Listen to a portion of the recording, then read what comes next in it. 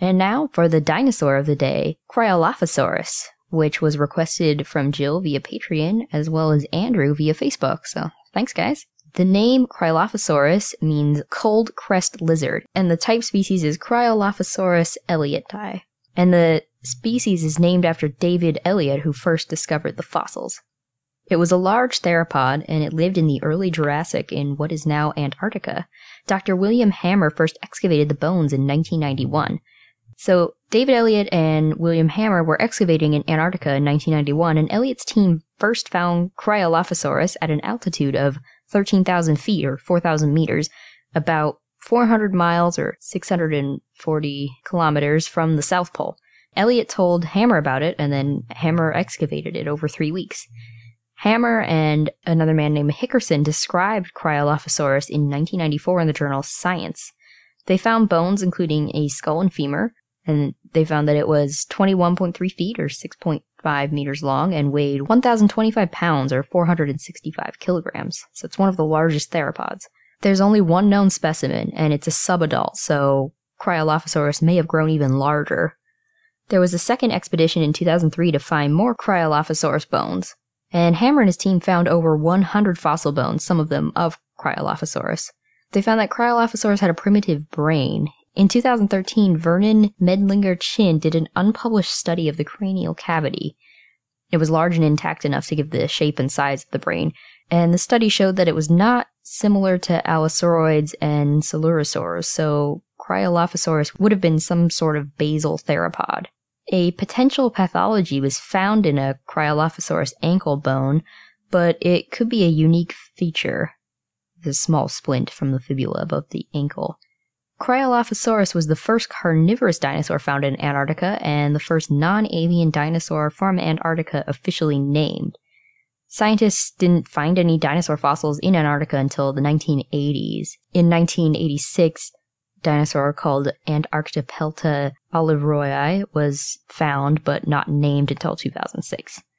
That's why Cryolophosaurus is the first officially named, since it was named in the 90s. Well, they spent 20 years until they named it. Yeah.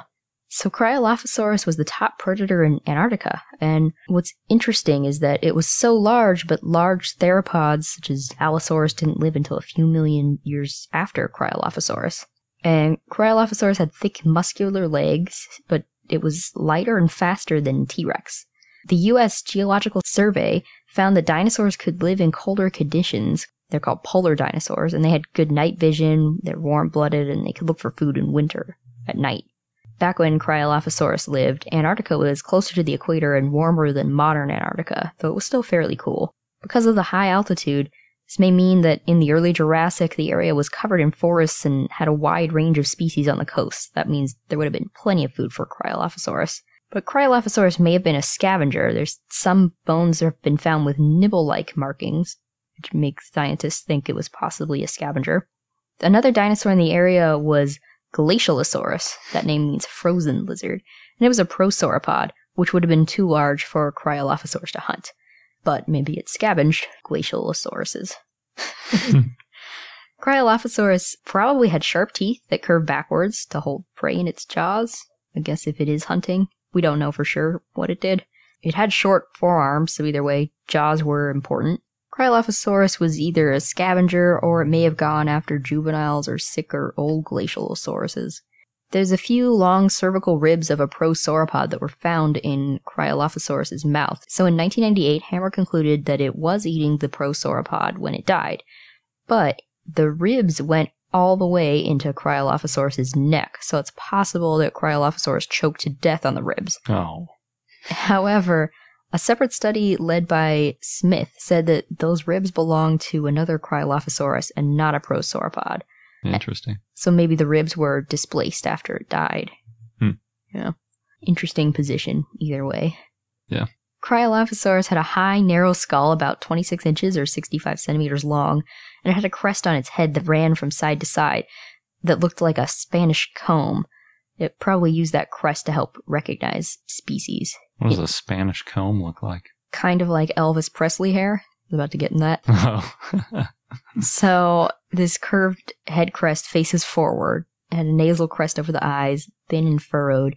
Other theropods have crests, but They usually ran along the skull instead of across the skull. The crest would not have been a good weapon, but it may have been used for display and attracting mates.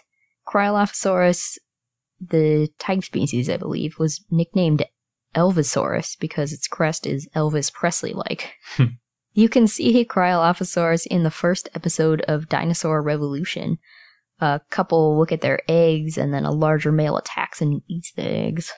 You can also see Cryolophosaurus in Primal Carnage and Primal Carnage Extinction. It can spit out poison in Primal Carnage and acid in Primal Carnage Extinction. Interesting games. Yeah. And on PBS's Dinosaur Train, there's a recurring character called King Cryolophosaurus. There's also a board book on dinosaurs called Dino Block that has a Cryolophosaurus in it. Cryolophosaurus is thought to be a primitive member of Tetanurae or a close relative. The skull has advanced features, and there was debate over whether it was a Tetanurian, Ablosaurid, Ceratosaurid, or Allosaurid. Its femur is primitive, and it's actually caused debate over whether it was a Dilophosaurid. But we'll talk about Tetanurians here. Tetanurae means stiff tails and is a clade that includes more theropods. They appeared in the earlier Middle Jurassic, and the clade was named in 1986 by Jacques Gauthier. And it includes all theropods more closely related to modern birds than Ceratosaurus. Yeah, it's a pretty big group, and it does include modern birds, so I always like that when you look and you're like, what's a Tetanurian? And you realize that there are a bunch of them around everywhere.